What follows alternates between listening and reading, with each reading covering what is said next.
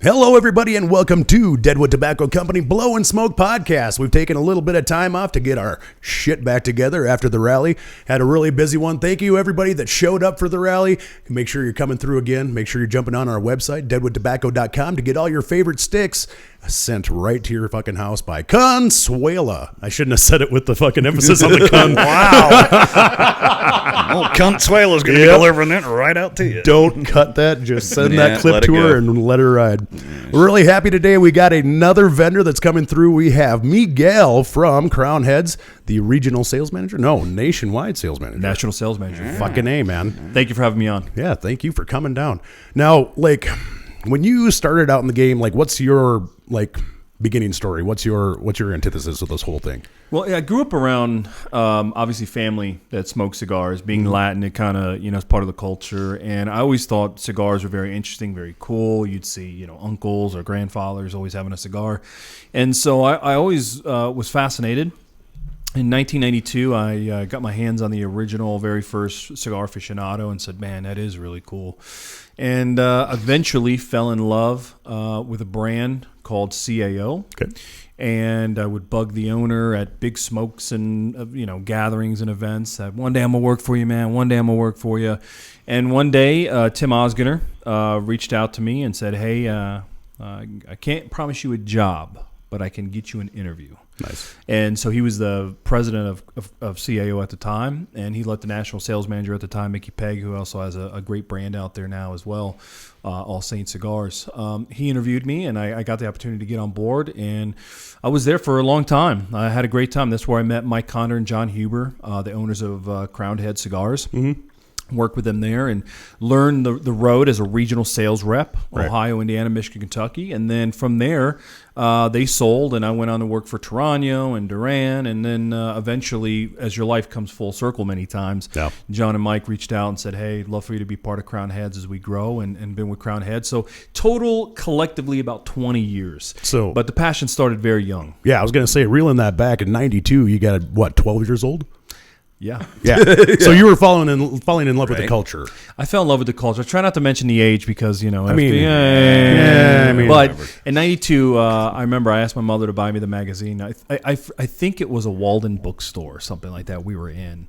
It could have been a Borders. I don't know. But my mom got me the magazine. I just remember looking at it, and I just was just enamored with seeing people smoke in my family, and then seeing a magazine dedicated to it. Right. Well, and that's just that time where, like, Will Smith was coming out with a cigar in his mouth all the time. Yeah, and all these stars were coming out. Yeah, 92 was I the don't boom. light it, but I chew on it. Yeah. In 92, the boom came. Mm-hmm. Went to 96, 97. 96, the trade show was actually in Cincinnati, Ohio, where I grew up. Overall, I think cigar culture at that time was dying in the 80s. It really was an old guy's thing. Not a lot of younger people were smoking. It wasn't cool. Then the boom came and really, I think, helped save the industry, made a lot of household names of guys that had been doing it forever, who maybe were only known in a few small circles. A guy like Ernesto Perez Carrillo, who's a Hall of Famer. He's a legend. We love him, obviously, at Crowned Heads. He does a lot of stuff for us. And it was great for the culture. The boom dies out, and what happens after the boom is you have all the people that are I think it's cool. It's not a hobby. It's not a lifestyle. I just think it's cool. They drop out. Obviously, sales overall in the country drop a little bit. But then what we see, starting in 99, 2000, this increase of social media, YouTube, better connecting between aficionados around the country, more magazines, more publications. And then what you saw was a real natural organic growth of the industry with people that love the lifestyle, who love the culture. It wasn't about Madonna smoking on a show. It wasn't about, I thought you were going somewhere else with that one. Stay away from that. And so what we see today is the fruit of that. Do you think we're on another upswing? I mean, I know there's always peaks and valleys. If you look at the import numbers, you can't deny that the import numbers of premium hand-rolled cigars into this country is through the roof. Yeah. Bigger than anyone ever could have imagined. So, yeah, we are in a boom, but this boom feels different because everyone that's smoking, for the most part, they love the culture. They're part of the culture, opposed to being celebrity-driven as it was in the 90s. Right. So, yes, we are in a boom now. Meet a lot of great people that have only picked up cigars in the last 5 to 10 years at a cigar events. Now, after 20 years of doing this, early on, I'd meet guys that were smoking as long as I was alive. Now I meet a lot of people who 5, 10 years, maybe they've been smoking, maybe 3 or 4 years, and they want to be educated and they want to learn about it. So it's really, I don't know, man, it's beautiful for the culture. You know, the God's honest truth is that premium cigars were dying in the 80s. Yeah. It was very tough for cigar makers to make a living. Yeah. And those people, I think we owe a lot of respect to, because they Just kept, to have the fortitude to keep on. yeah, they fucking kept, pushing burning the forward. midnight oil, as they say, and kept the fortitude to push through the hard times. Yep.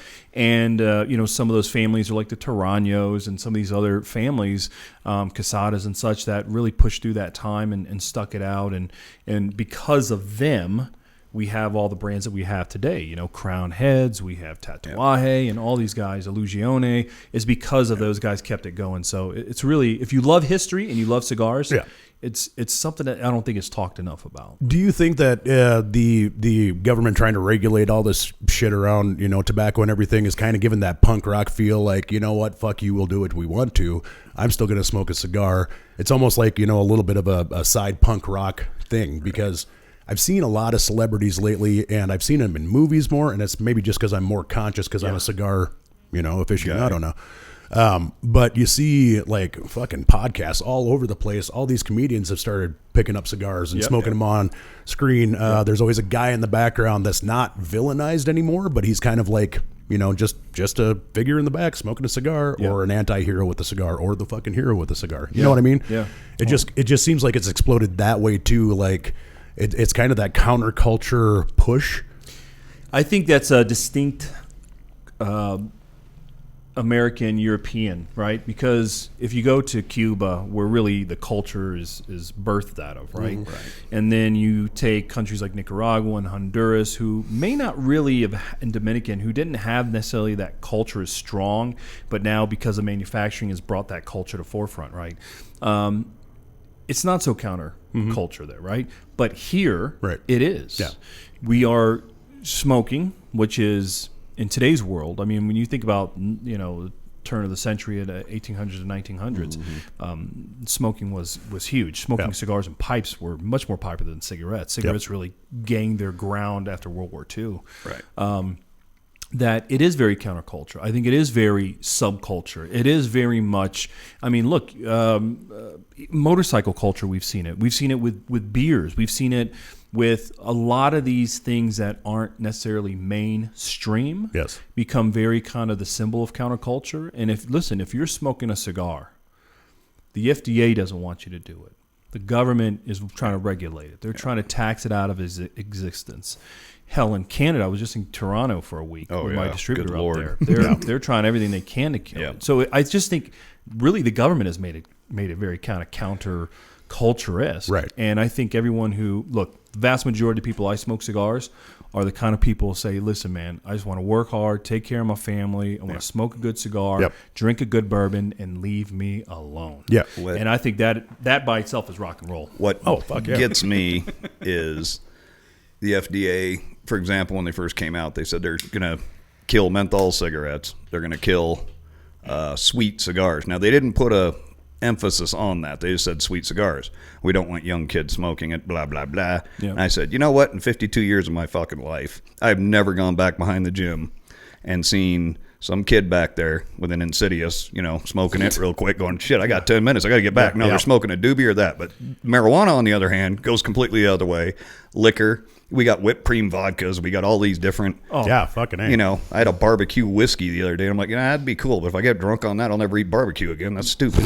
Why would I do that? But, so, and then it'll get tied up for years and years and years, probably with, lobbyists and courts and absolutely. Mess, PCA, our PCA does a great job at fighting for our rights as cigar smokers. So it will, but it's a whole different mentality. Nowadays, it's the vapes for the kids most of the time. Yeah. It's not cigars. Vapes are. It's not even marijuana so much now. No, it's vape switched is more, over. Yeah. Well, because now you can convert vapes them all and gummies and all that other shit. Yep. So I find it to be counterproductive. They're wasting their time going after, most people are going to smoke cigars. Majority of them, I mean, the younger crowd's getting into them now. I mean, we live in a tourist town. Yeah. As I always say, in our store on a Friday, Saturday night, if the band's playing, music's going, people are rolling in and out, 60%, 70% of those people never smoke. They just smell it up on the street. They hear the band. They come downstairs. Oh, this is cool. You can smoke inside. Well, All and right. that's the punk rock part. They want to be a part of that atmosphere Then without necessarily stepping into those shoes. Yeah, they're stepping back into the 70s when you used to be able to smoke in the restaurants. You could do,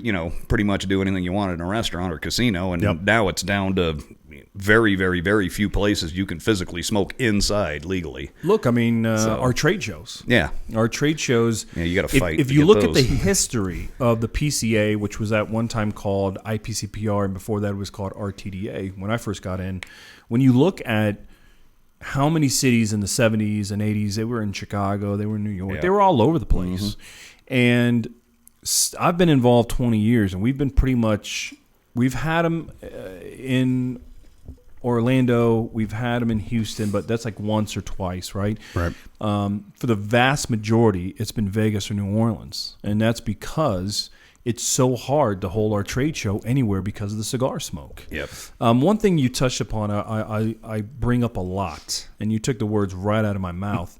When I do encounter people who say, "Man, smoking, it's not good," or it's.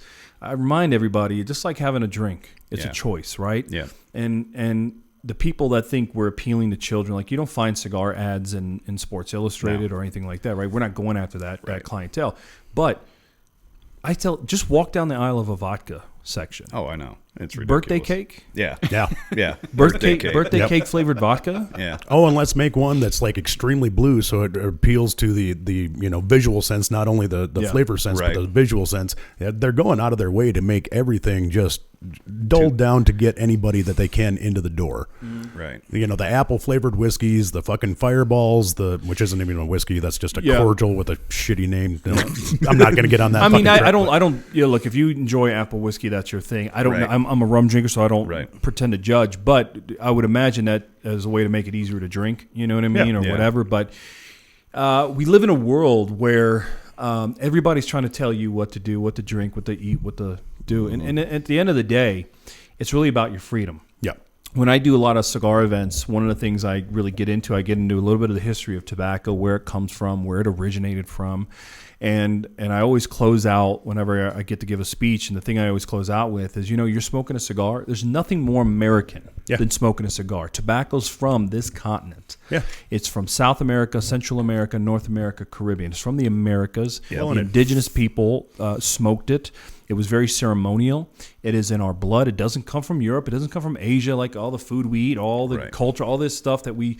It is strictly, very distinctly American. And the forefathers, if you love history, they all grew tobacco. I mean, there's nothing more American than sitting down and lighting up a great cigar. Like, our freedom was built on the tobacco sales to Europe and all this other stuff when the expansion was going on. I mean, that's what Bill would bring up if he was here, so... Bill.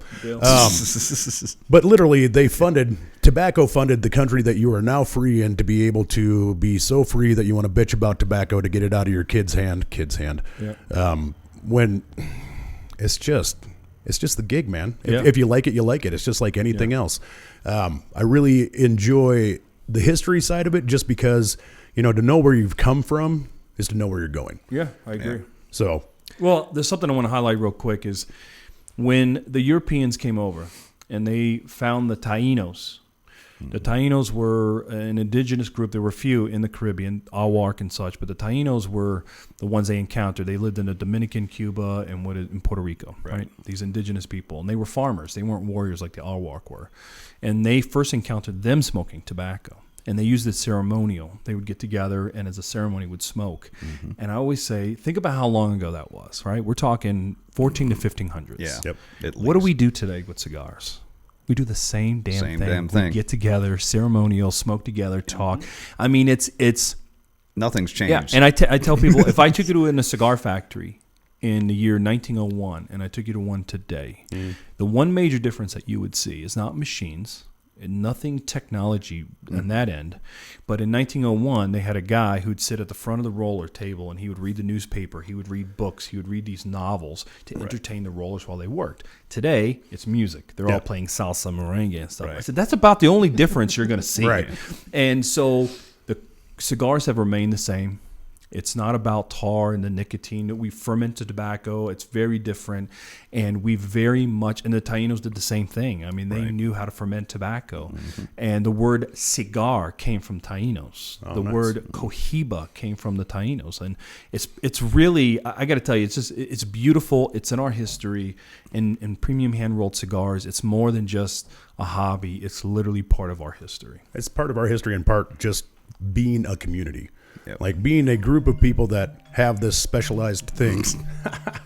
It's all good, man. Not me. No? It's not me. Ethan. Oh, Lord.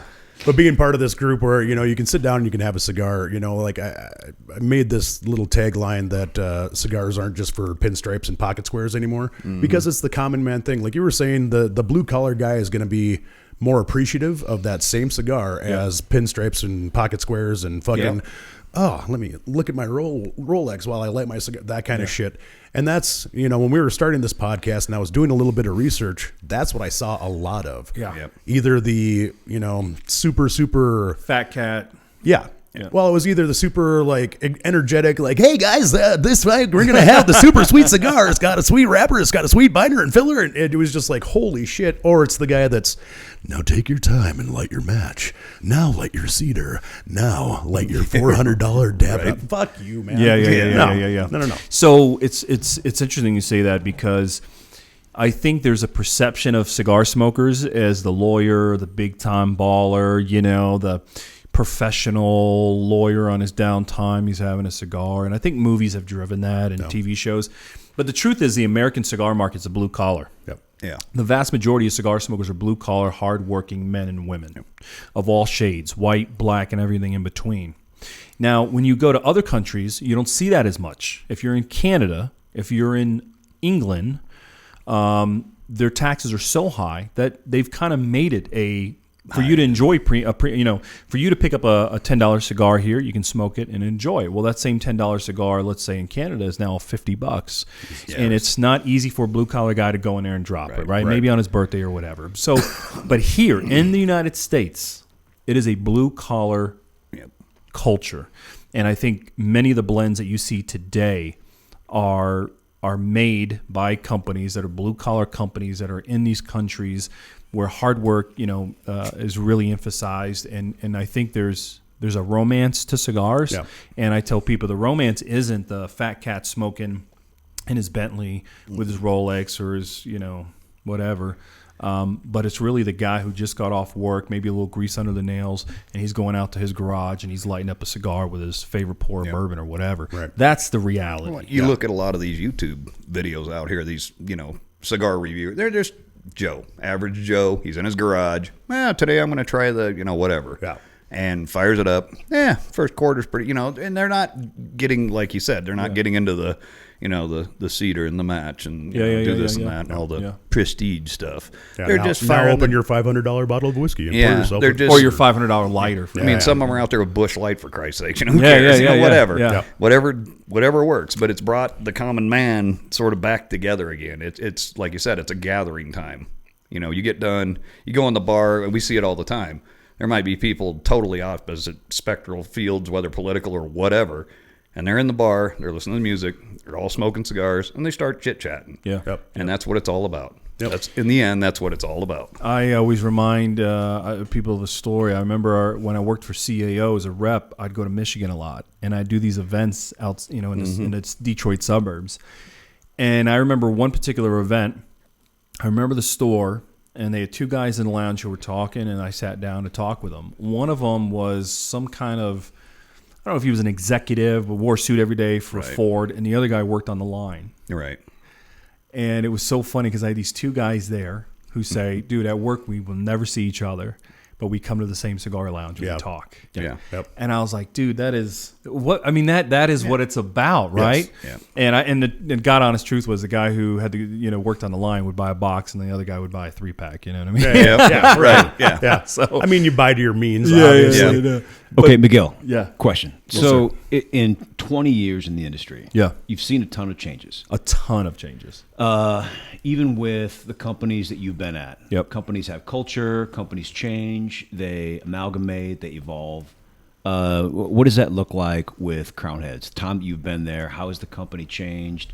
Obviously, just from a consumer standpoint, retailer standpoint, a lot of new brands, a lot of new lines, it changes from, maybe the course that was intact 5 years ago. So talk about culture. Well, I think overall the entire industry, the cigar hasn't changed, but the culture does, right? So marketing has changed.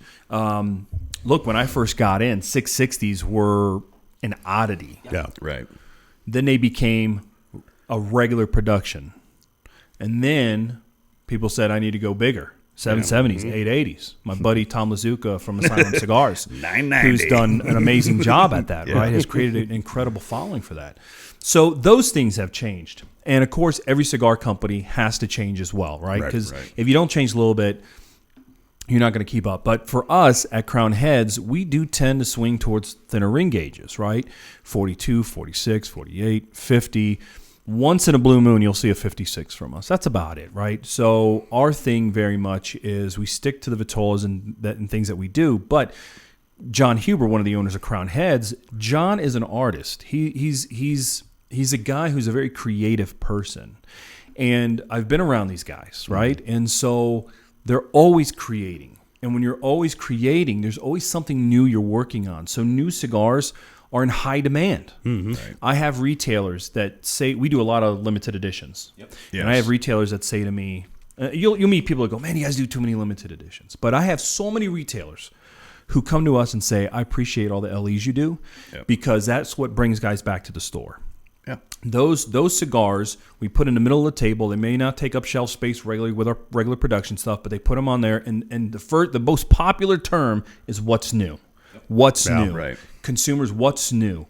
And so those new releases, the Las Calaveras, the Belicoso Finos from Lake Carem and Mule Kicks and such, those are what's constantly new. And while they're in your store getting the new stuff, that's when you take them to the humidor and you upsell them on people's core lines or whatever. Right. And so you've seen more. We've done a lot more limited editions than when we started.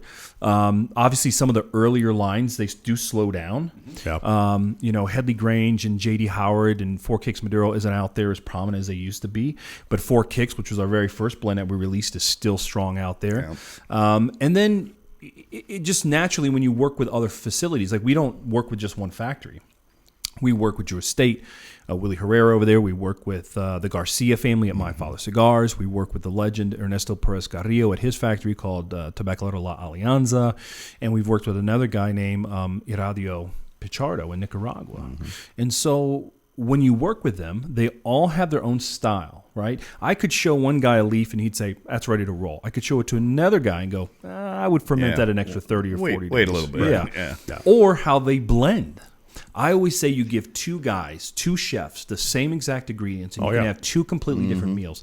So that's how it's evolved. When you start working with more cigar makers, or when a hybrid leaf comes out, they're always working on hybrids. Right. So there's always something new. Yeah. And Las Calaveras is a cigar we've done since 2014. It's one of our most popular limited editions we've ever done.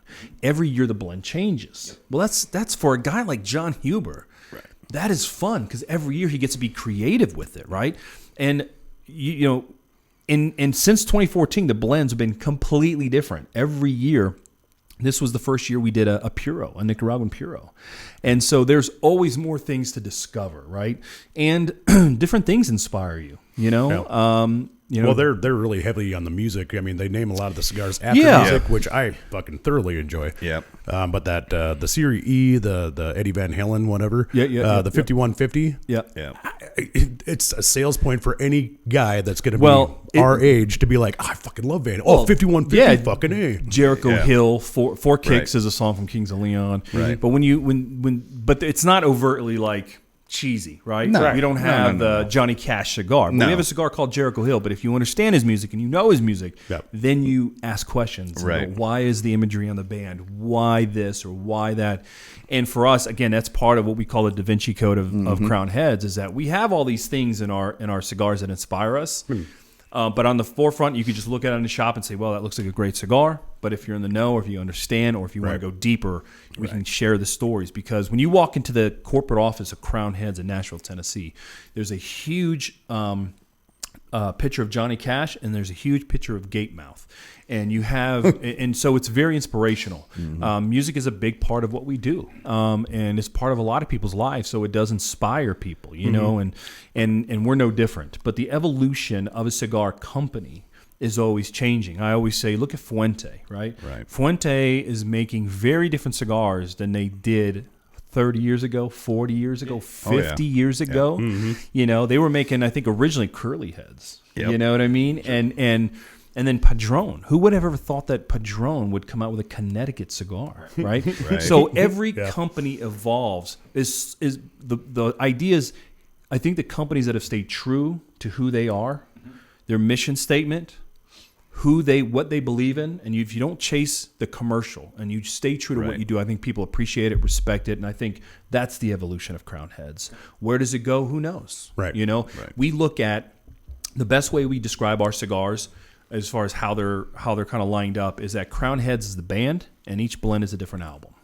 And if you listen to a group like the Beatles, they can sing a love song. They can sing about the walrus. I mean, talking about you know, freedom. They even let Ringo write a couple of them. There you go. And so even within that band, you have puppy dog love songs all the way to Lucy in the Sky with Diamonds. And I think a lot of cigar companies are that way too. I mean, Fuente, who is one of the great families, great ambassadors to this industry. Again, they're a family whose barns were burned down in Nicaragua and could have easily said, I'm done, and Packed it didn't. up and left. Kept going. And you look at them and you go, hey, you can buy a curly head from them today, or you can buy a limited edition Purple Rain Opus X, you know? So I think every company is very flexible, very unique. And the evolution, I think, is just natural, right? I think Deadwood, the store itself, the brick and mortar store of Deadwood, has evolved. I think all of us carries evolved. its own mythology. Exactly, you know? exactly. So evolution, as long as you stay true to who you are, evolution's a good thing, and evolving into who you are today. So what we will be doing 3 years from now, who knows? But I think every blend that we've released has stayed true to who we are. So when Crowned Head started, what year did they start? 2011 is the official. Okay. And then you joined forces in probably 5-6 years ago. Okay. So when they were starting off, what was their mission statement? What is the crowning achievement that got them from to, hey, now we're a nationally known brand? Yeah, so John, he tells everyone when he does interviews, the most important thing they did was, before they even named the company, they came up with a mission statement, right? And we've printed out in these little black booklets that we have. It's the first page. But it was really about sticking true to who you are, carving your own path, CYOP, that's kind of our hashtag, and being true to who we are. And we look at ourselves as artisanal cigar makers. And if someone comes out with a double Figurado 770, packaged in a plastic tube that, comes with a pack of matches or whatever, that's not us, right? Yeah. And we stay, and if you look at our cigars, the names may be unique and fun, but the cigars themselves are very traditional, right? Very traditional shapes. Yep. So, this mission statement is very much staying true to who you are. We're artisanal cigar makers, making cigars that we love. I believe John is quoted, I think it was Steve Saka, who said that if you make a cigar that everyone likes, you'll never make a cigar that somebody loves. And so we make cigars that people love. Yeah. It's not going to be for everybody. We're not Bud Light. Right. But I don't know. Does that answer your question? Yeah. I was kind of going off on a tangent. No, it's fine. Okay. It got it. We got it. The other thing that I was kind of wondering about before I blank the fuck out, which happens at least once a podcast, and it's coming back now. Pretty sure. So from the start of 2011 until now, what kind of A, subtleties, and B, big arc changes have you seen from then until now with what's going on, not only as at Crowned Heads, but as a industry as a whole, as like a student of Yeah, I think the for Crowned tobacco Heads, world. is whenever we've brought on a new manufacturer, you know, we were in the beginning just working with Ernesto, then we brought on my father, and then we brought on Drew Estate, and then we brought on Iradio Pichardo, and so those are arcs, right? But about 5 years ago, there was a big change in Crowned Heads where it became a kind of small boutique brand to now being a major player in the industry. We sponsored the largest trade show of premium cigars in the U.S. this year. We threw the big party. That was almost unthinkable 5 years ago. And so we went from kind of your you know, hey, I like that little brand, I like those guys, to now being a major player in the industry. And I think that staying true to who we are, and making good premium product is the way you do that, and you grow organically. But over the last 5 years, it's been leaps and bounds. Right. Nice. Looking forward to the future. As far as the industry goes, you know, I think when new blood comes in, new ideas, the FDA getting involved has really spurred a lot of us to get off our asses and fight. Mike Conder, the other owner of Crowned Heads, Mike spends a ton of time in D.C. I mean, behind the scenes fighting for our rights. If there's no pressure, there's no diamonds, man. I agree. Yeah. I agree. And I do believe in that statement so much. We don't want the FDA to be involved. We don't like this legislation, but if you can say, hey, anything good's come about it, I think there's a unity in the industry. I think there's a force of nature in our industry that you back us into a corner, and we're all going to unite and fight for what we believe in. And it's really your freedom as an adult to choose a product. So throughout, you know, the boom was a mark, then the slowdown, all of this, more premium cigar shops opening every month in this country. And people that are getting in the industry for the right reasons, unlike the boom where it was like, hey, Don, any name, Don Julio, Don Pancho, Don whatever, Don Papi. And it was just some dude who's like a day trader, like, hey, I'm going to buy a factory and make a cigar, and then they realized it's not that easy. Yeah, it's not just throwing some stuff Today, together. I would say the majority of the new companies that you see coming about have good intentions. They like the industry. They love the industry. They spend time getting to know the industry or being a cigar smoker, and they want to be a part of it because it's attractive, and they appreciate the craftsmanship of the product. Right. And so the industry, I think, is very healthy and in a good place. And that's and I will tell you too, I mean, to give you guys credit, if you liked a cigar in 1988, you had to go to a tobacconist. Yep, right. And then you had to ask your tobacconist, hey, tell me about the cigar, you know? Yep. And they didn't break it down by, you know, filler binder wrapper Right. necessarily. You know, it was very simple back then. AMS wrapper, EMS, or SMS wrapper. It was very simple, strong, mild, medium. Yep.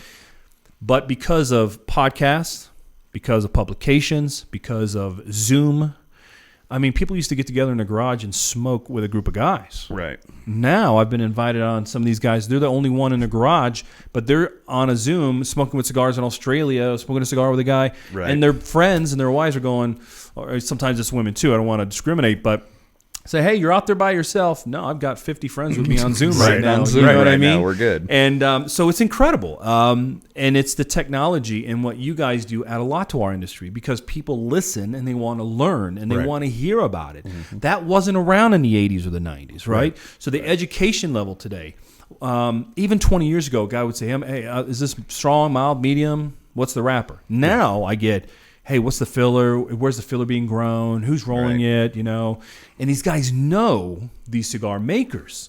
I always tell people some of the most famous cigar makers are people you don't even know the first names of. They've been doing it their whole lives, and they just happen to live in Nicaragua or Dominican or wherever in Honduras. And that, to me, is what's incredible. The work that you guys put in to help promote this culture is something that we as an industry appreciate so much because you're getting the word out and people are learning and listening like they've never done before. And the technology for the industry, again, has not changed a cigar, but it's changed the information on premium cigars. Right. And today's consumer is much more well-educated and much more thorough with what he is or she is going to spend their money on when it's coming to a cigar. I've had an instance that it was a growing experience for me, and it was a guy and a girl came in the store. She went in, grabbed a tray, and was like loading up Padrones. Crowned Heads, loading up, Yeah. like Liga Privada number 9, big, Yeah. heavy sticks. Yeah, big bold cigars. Yeah, and then he comes out and he grabs a little Tatiana, sets it there. Little sweet stick. And I watched, so I knew what was going on. Yeah. So I just let it go, did my ring up and everything else, and go over there, and it just surprised me. She gets a Guinness, like a heavy beer to go with her cigar. He gets like a Bud Light or or no, he got a White Claw, and I'm like, Wow. Well, I was biting the hell out of my tongue. It was bleeding everywhere, but trying to be calm about it. And I'm like, good, all right. But she knew exactly, and anything she had a question on, she was in there. I mean, I had to go, give me 1 second, let me look this up, and I go out and pull up my thing. I'm like, yeah, that's what that is. 'Cause it was some oddball cigar that Yeah. I didn't know. I don't know everything in that humidor, of course. obviously. Right. So, Of course. and it was like, oh yeah, this is what this is, binder filler wrapper, blah blah. Okay, I'll try one, whatever. But it was an interesting concept because she was all about it, knew everything about it. He was just like the sidekick that just happened to get drug into the store or something, which is crazy. I would say 20 years ago, I would do an event. Let's say there were 70 to 100 people there. Yeah. You may have 1 or 2 women. Yeah, now it's I've ridiculous. actually done events where it's been 50-50. Yeah. And the women are not smoking infused cigars. I have nothing against infusing. In fact, I would tell you that part of the industry has brought a lot of new blood to people into this business. Mm-hmm. Yep. And you have to smoke what you like and what you really appreciate. And I don't care if it's a flavored cigar. Right. As long as it's a premium hand-rolled cigar, that's what's important to me because this culture. Every time you sell a cigar, that person is carrying on the flag of this culture and keeping it going. And African Americans are the fastest growing demographic. Mm-hmm. And I go to some of these stores and they're like, dude, man, I just got introduced to culture and I'm in it, man. And I'm like, dude, this is incredible. So when you walk into a humidor these days, man, you're seeing white guys, black guys, you're seeing women, you're seeing men. I mean, you talk about It's unity. all encompassing, yeah. It is incredible, right? But I get a lot of. It's funny you mentioned, this lady picking up all these cigars. Right. For her to get to that point, she had to smoke a lot of cigars, probably to get to that point. Yeah, she probably went in and just shot in the dark in a couple places. Yeah. And, Found okay, what I like she this liked. one. I don't like this one. Yeah, sometimes that's how you find the best sticks is the pick and pray. Yeah. I tell people a lot when they're going into the humidor. I'm like, it's kind of like buying a CD in the 90s, man. That fucking cover's really cool. You hope the songs don't suck, but you're willing to take that chance because you see that one that just speaks to you. Right. I love that you love the technology on this side. If you can reel it onto the other side, like the production line and all this other stuff, a lot of this stuff is in third world countries. Yeah. There's shit going down everywhere. Yeah. People paying people off and government probably getting involved with the tobacco and everything. Yep. How does that kind of tie into the whole thing? Like, I mean, we always think like you get a cigar, you light it up. I paid, $10 to $15. That was really delicious. Done. I'm going to go back home to the kids. Yeah. When on the other side of this, these people are making their absolute professional living rolling cigars and putting the bands on and doing all this shit, and not maybe in the most safe countries in the world. Yeah, 100%. I mean, so you take diplomatic as possible. Yeah, no, I mean, look at Nicaragua, right? Nicaragua, it's there's a battle, right? They have a quote unquote president. His wife's the vice president, surprisingly. Oh, there you go. I wonder how that happened. And these countries can be very tough. Cameroon is another country. Getting Cameroon wrapper out of Central African Republic and the country of Cameroon is very tough. Yeah. And I tell people, look, the tobacco is being grown in these mountains. There's not, a Holiday Inn out there. Right. The amount of work, and that's why I think a lot of the Drew Estate tours and other companies that have done tours, it's an eye-opening experience for a cigar smoker to see how much work and how little technology, little simple things people get surprised about. Tobacco plant in Nicaragua, right? Seco, Viso, Lajero, the 3 main regions, right? And they think, you just rip it out of the ground and hang it. No, the leaves mature at different points. So, and they're hand picked. There's no machine that goes and hand picks this. Right. Well, how did all the plant? As far as I can see, I see tobacco plants. How do they get planted? Well, literally, these guys will literally grow them in a greenhouse and then hand plant each one. And it's mind blowing to people. Right. The fact that I remind people, look, if you have a cigar and it smokes well and you enjoy it, I'm not saying it's a miracle. but the amount of work to get it to you, you're at the final stage. Right. That tobacco was in the ground 3 to 5 years ago. Yep. It has to go through the fermentation. All this is done by hand. There are literally no machines. Right. It's hand sewed, each leaf in a curing barn. Right. And there's no ladders. They climb up the walls. I mean, do what they got to do. it is amazing when I tell people, if you love cigars, dive into it. Yeah. Because you may like a Lamborghini, get on YouTube and watch how they make it. Yeah. Right. If you like a great wine, it doesn't just happen in the bottle. It happens in the fields. Right. And it's not easy to get the final product. Right. And it's a very difficult process. So when you smoke a $10 or a $12 cigar, I tell people, look, man, it should be 3 times that, the amount of work that goes into these things. Yep. And you know, as far as the culture down there, it's a passion. They're working. They love it. It began outside of Cuba. I would say it was because the Cubans fled and they started these factories. And a lot of people think, oh, I'm going to go to the Dominican and on a cruise and everybody will be smoking cigars. Well, that's not the case because it wasn't part of that culture necessarily. Right. It's built up over time.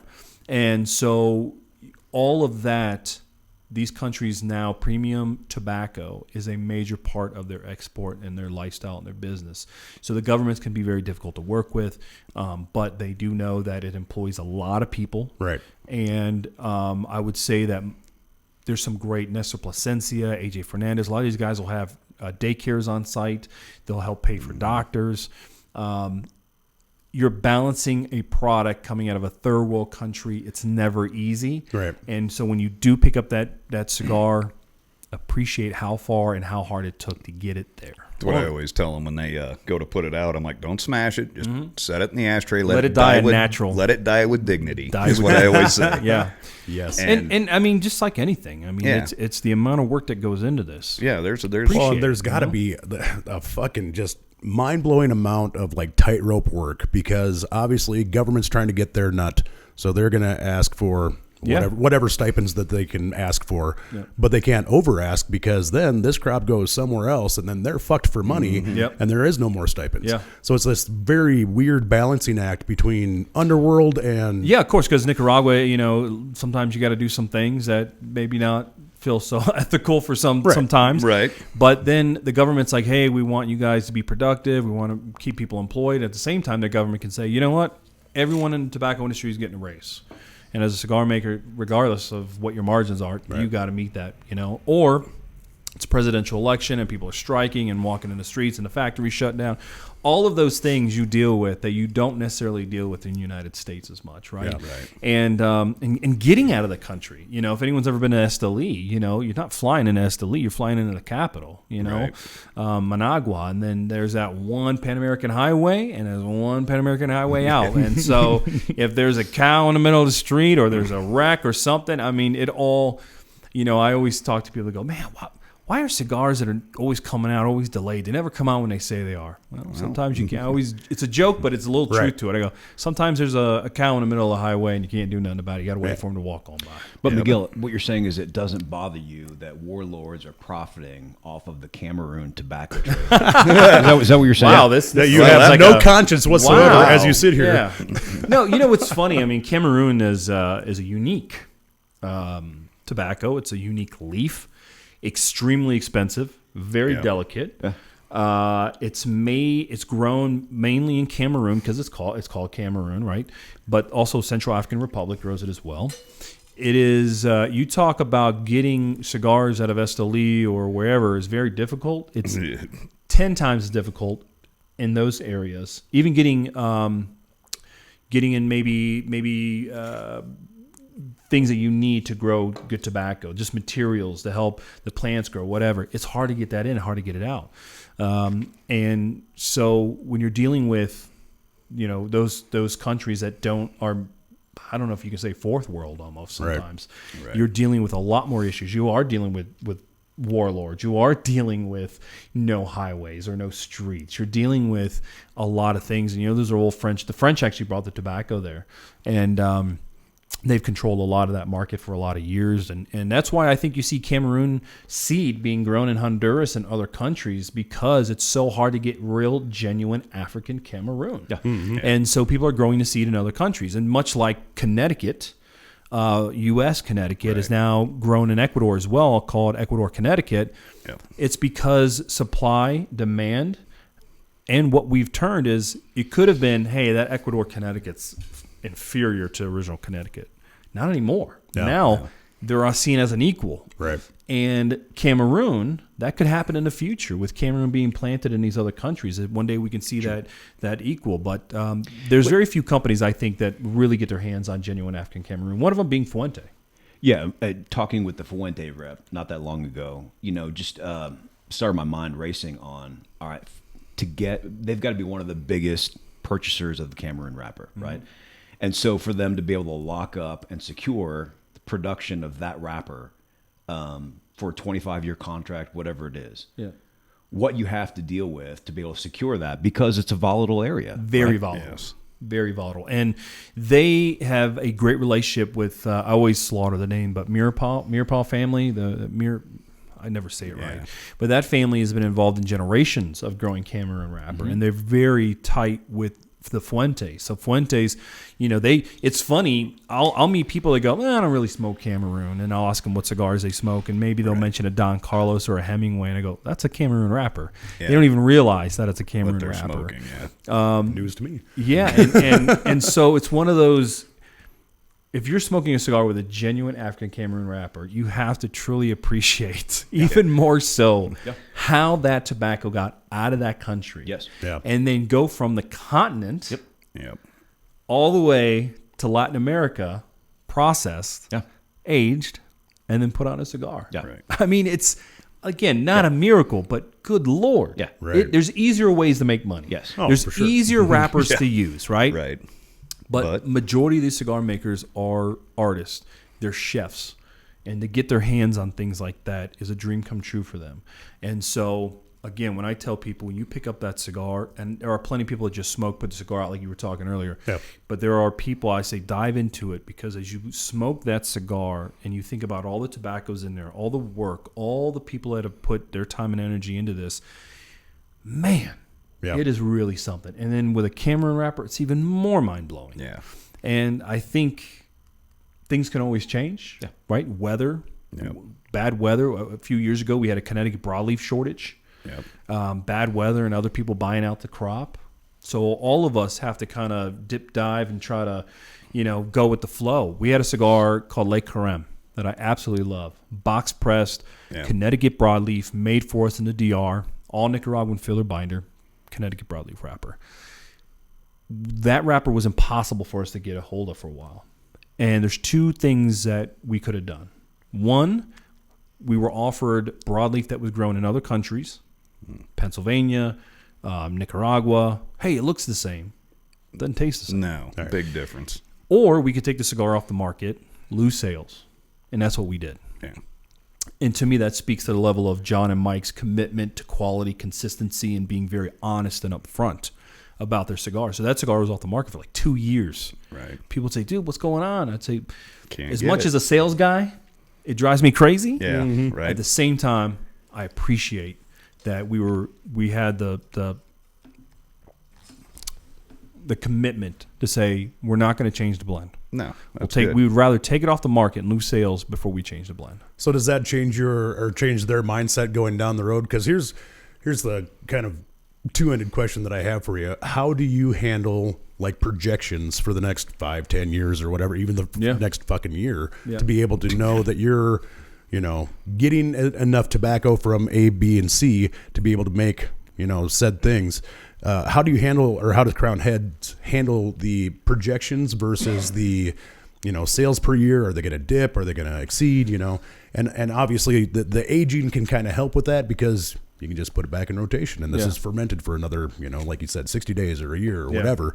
But how do they handle the projection, and then what's coming in the future for Crowned Heads? Well, one is you have to predict.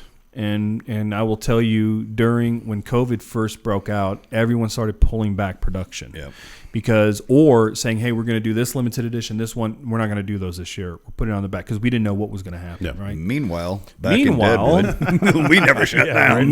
Meanwhile, the industry blew up. Oh, yeah. People were at home. Instead of smoking 2 cigars a week, they were smoking a box a week. Yep. Nobody in our industry saw it. So we all kind of got caught off guard, and there were shortages all throughout. And I always relate it to like bourbon, right? Mm-hmm. If you were to have a bourbon boom in 1990, the bourbon guys needed to know that in 85 to get prepared because this tobacco isn't like, do everything. So the tobacco that we're using isn't just in the ground and we just, we got more orders, Go print pluck more it. of that. Go That's pluck not that how it works, right? So there is a balance. Yeah. And that's why there are a lot of back orders with companies in this industry. There's why a lot of those kind of things happen is because you can't predict. But as a company, after 11 years of Crowned Heads, but you got to remember, Mike and John collectively have been in the premium cigar business for about 40 or 50 years collectively. Nice. That they are very good at, kind of securing relationships. It's a handshake business. So I always use Ernesto. Ernesto looks at the blends that he makes for us, and he'll say, look, I've got 3 years of this tobacco. I've got 2 years of this. I've got 5 years of that. And that all helps us in planning the future. Sometimes they'll come to us and say, hey, listen, I've got this tobacco. I got a little bit of it in. There's no way you can make a full production with this product, but this tobacco, but it's ready to go. Is it something you're interested in doing with it? And that's how a lot of these limited editions come, right? Because a lot of it is, hey, we'd love to make this a regular production. There's not enough tobacco for it. Yeah. And I think as an industry as a whole, there's a lot of tobacco being grown. And there's a lot of tobacco in the aging rooms. And as you start buying this tobacco and you start forming relationships with farmers, tobacco brokers, and then, look, if you're just Joe Schmo off the street and tomorrow you decide to start your brand, someone will make you a cigar. Right. Yeah. Now, if it blows up, you have no real relationship with these people. Mm-hmm. It's going to be hard for you to secure things. Right. But when you've been in the business as long as Mike and John have, our partners, as far as handshakes of these factories, will secure tobacco for us for an extended amount of years to make sure that production is set. And something a lot of people don't talk about is you're always tweaking because Mother Nature doesn't make the same thing twice. So you're always tweaking to make sure that cigar tastes the same. Right. When I meet a guy who says, I bought 4 Kicks the first month it came out on the market 11 years ago, and I still smoke it today, still tastes the same. I can't take credit for that. Yeah. That is magical. Yeah.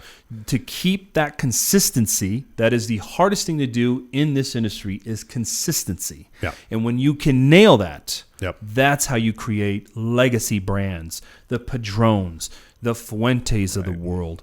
And then all of us that are maybe that next tier, Rocky, Alec Bradley, Crowned Heads, Tatuaje, that's all where we want to be. We want to create that legacy. And how do you do that? More so than anything else is consistency. Well, and it's that's just the hardest thing. You boil it down, and all of these, specialty things, whether it's booze, cigars, anything really out there, like you can hate Budweiser, Bud Light as much as you want to, but to be consistent for 100 fucking years and have the exact same flavor and that melding process that they do, and yada yada yada. Same with cigars. You'd have a 4 Kicks 11 years after that, and you're like, "Fuck, that's what I remember." It's that Beechwood age, something to be said. Yeah, but it's almost no. So on that, I actually met at a cigar event in Colorado a guy that worked in the microbrew industry. Okay, and we were sitting after the event, we're smoking a cigar, and he was just getting into some of the conversations he has. He goes, people always come up to me and they like to bash the big beer companies. He goes, I surprise them a little bit because I'll say, it may not be your style, but the fact that they've kept that consistent since the first beer you had in 86 to this day, he goes, that's something to respect. And it's funny you brought that up because that's something that I talk to people about, is that may not be your style. Macanudo and Romeo Julieta Reserva Real, those are 2 major selling brands in our industry that a lot of hardcore cigar guys like us, maybe not smoke on a regular basis, but they're huge sellers. Right. Dude, they're consistent. Yep. And that is what keeps people enjoying that brand. And new sizes come, new sizes are discontinued, new sizes come back, and it's a fun industry. It's a hard industry to make work. But a lot of us that are in the industry wouldn't want it any other way. Well, and it's almost like legacy versus boutique. You know what I mean? Like you want that consistent cigar that you've had, that, you know, flagship, whatever grabbed them at the moment, and this one takes off. But you also want those boutique brands that kind of filter in, and that's what I really enjoy is, you know, when you get that little one-off, like you get on your pigeonholes when you work in a tobacco shop. You go in there and you pick the same stick, you know, 4 or 5 days in a row, and then you kind of shake out of it, and you're like, I should probably try something else, and then you kind of go to a boutique, and then you try this brand, this brand, this brand to kind of compare in your mind. Yeah. But it's just our industry needs both. Yeah. The big guys, they have kept the lights on in the industry for a very long time. And a lot of people don't realize that a lot of the big companies were at one time owned by families, right? Right. The Coleman family owned General Cigar. A lot of people think of General now. It's a big corporate entity owned by Scandinavian Tobacco Group, STG. But at one time, it was family-owned. A family out of New York owned it. And then Villazon was a factory in Honduras. It had nothing to do with them. They went and purchased them. They went and purchased Ernie's family brand of La Gloria Cubana. And then it gets sold and everything. So a lot of these legacy brands came from families, and they were at one time quote unquote boutique, and they grew to a very large, and I don't think that should hurt them or penalize them, but we need each other. What they do is not what we do, and what we do they can't do. And when I see a guy smoking an 8 Chutman from Altadis, and then he's also in his bag got a Le Patissier from Crowned Heads, that actually makes me smile, because that guy can enjoy the big production stuff, and he can enjoy the regular boutique stuff. And what's also amazing is now you see, I think a lot of the innovation comes from the boutique guys when it comes to new sizes, new blends, or different tobaccos. That comes traditionally from the smaller guys. And we all kind of spearhead each other on. I mean, it's really, competition is great. But the fact is that this isn't the car companies who, you know, everything's secretive. We're all working with very similar tobaccos. It's really about how you put it together and how you put it out. You know? I mean, everybody has their, you know, Monet that they know in their mind that is a Monet, but nobody has, you know, Monet, or not nobody, but, you know, people like their art, but they're going to have this lesser known artist. This one costs $50. This one costs 50,000, but this one costs $50. You know, there's a place in the industry for all of that. And that's what I don't know, it just kind of bridges the gap from consistency to curiosity. You know, you go into that one stick and you're like, man. Like look, Maria Lucia. Fuck, man. I got to tell you what's interesting. Great cigar. I'll walk into a shop and I'll see a nice, well-curated humidor. It's got a little bit of everything. That's great. Or when someone comes to me and says, hey, I'm opening a shop, I'm only going to carry boutiques. And I go, whoa, man, listen, as much as I would love that, I want you to stay in business. And some of these guys that are coming in are not going to look for boutique stuff. If you love boutique, then your goal is to get them on boutiques. But to have a well-curated humidor of a little bit of everything, I think that is what makes a humidor, a tobacconist, a real deal experience, you know? Well, it's like the question I always get. What's your favorite cigar? Well, it depends on my mood, what I'm doing, what time of day it is. I mean, I might go in one day and I'll get a cheap Connecticut, smoke it all day long, not having problems. But then again, there's another day that, you know, the shipping woman pissed me off at home or whatever happened. And I come in, I start light, and then by the end of the day, I'm smoking like, you know, full-bodied, slap you in the face, you know. Well, and sometimes your palate needs that. I mean, if you're trying to wake it up, the palate needs that nice, heavy Maduro. You know, one of the 8 I mean, I wouldn't do that. Normally, me first thing in the morning is not like it destroys it for the rest of the day. You know, but at the end of the night, it's good to have something to kick your senses around. And our palates change. You know, I meet people. You know, I joke as a father. You know, my kids may hate asparagus. Well, so did I. Eventually, I love asparagus, right? And there may be a particular wine you love, and then you find you kind of fall out of love with that wine. And cigars can be very much the same way. I've met people that only like full-bodied stuff. I've met guys that are older than me, that have been smoking longer than I've been alive, and they like a good, mild Connecticut. As long as the cigar you have in your hand is the one that you really love, that's to me what's great. And then once in a while, go in that humidor and just be Christopher Columbus. Go and discover something. You know, go and find something new. And I think that's where packaging plays, as much as people hate to admit it, packaging does play a big part of attracting people, right? Because we eat with our eyes, right? You can have a beautiful tasting steak, right? and it can look like shit. Yeah. Or they can arrange it on a plate, make it look very nice, maybe different sauces or whatever. It's the same damn steak, but it's the way it's presented.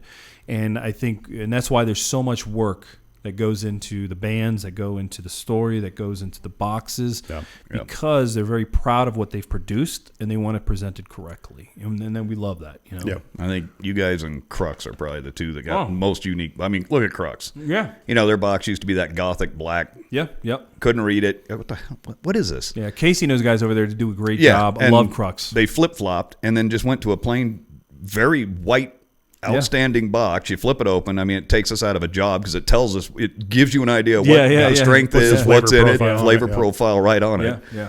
And then your 5150s. Yeah. You know, that attracts tons. I mean, just the box alone, they walk in, is Nutty Van Ham? Sure. Yes, it is. Here's what it is, you know. Yep. And that is a big thing where they'll skip over, you know, multiple boxes just because their eyeball focused on that. Absolutely. And it's, you know, I'm just using Crux for an example because I know they made a huge change in their boxes. A lot of people, you know. And a lot of them are starting cellophane, to do not cellophane, you barcode or not barcode, right? No.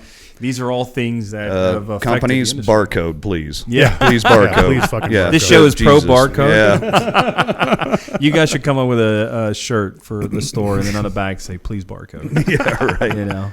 Give it to all the manufacturers that come in. Right. But it's an interesting concept just visually. Not even I mean, look, I'll tell you or anything else. Yeah, It's all of us the box. hate cellophane in the business. But Right. cellophane is so important in this business. Right. Yep. But all of us tend to hate the way our cigars look in cellophane. But you got to do it, right? Yeah. And so it's again, the industry evolves, things change. I mean, who would have ever thought there'd be barcodes on cigars? Right. Fuente barcodes. Whoever would have thought of that, right? Right. But the cigar has not changed. Yeah. Packaging may have changed. Yeah. Right. And again, that's what I think is part of the romance of a premium cigar. Is that the world can change, but the cigar remains consistent. Yeah, and a band that'll pull you in is just as important as a good stick. Yep. Because that band doesn't pull you in if it's just some mundane blah, you know, brown, yellow lettering, not picking on anybody or anything, just, you know, just a blah thing. Yeah. You're more, you know, or you're looking at that one and you're going, okay, that's going to be a classic flavored, you know, band traditional. Yeah. Versus the wild one that's got pinks and browns and blues and all kinds of shit color. Yeah. You're like, well, okay, what's this? And it's a great sales point too, because you have somebody come in and they're like, yeah, man, I smoked a cigar and on the thing it had a parrot. And you're like, okay, sweet, I got 3 different ones. Yeah, pretty much. And then you can walk them into the humidor and you're like, is it this? Is it this? Is it this? Oh, it's that. Fucking A. All right. I had a brown wrapper on it. Oh, shit. Yeah, here we go. Awesome. Or no, it had no band, but it was really delicious. Excellent. Okay. Good luck finding that sucker. That's your guys' world there. That's in the jar out there in the thing. Right. So where is the future of Crowned Heads going? What do we have to look forward to? You know, I think for us, it's staying creative, creating blends that we truly love. Always looking for unique tobaccos or a unique way approaching a blend. John Huber does all of our. He's a guy who will say, "Look, I'm not a master blender." He goes, "I validate blends," and so you gotta go down to Nicaragua one time. Right. He says, I'm a blender. I'm a master blender. John, I think, is so – that's what I love about him. He says, look, I work with master blenders, and then I validate blends that I enjoy, that I like. I'll ask them, I want this or I want that, or, hey, does this work with that? And we've been very blessed in the sense that 90% of our cigars have been always very well received. And so the future is creating more blends, being unique with what we do, staying true to who we are. Yeah. And that's really the future of Crowned Heads is consistency, making sure that cigar you pick up is going to taste the same it did 5 years ago or 5 years yeah, ago or whatever. You know? Right. And I would say that we have some new stuff coming out in probably February. Nice. Okay. We have a couple of new things that are going to debut then, and we're not to the end of the year yet left. We still have 2 limited editions that we'll put out this year. More information to come on those.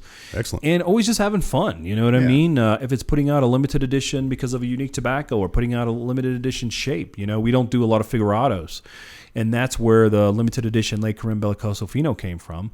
John and I have a great love for history of premium cigars, and one of the great sizes and great cigars from Cuba is the Bellicoso Fino from Bolivar.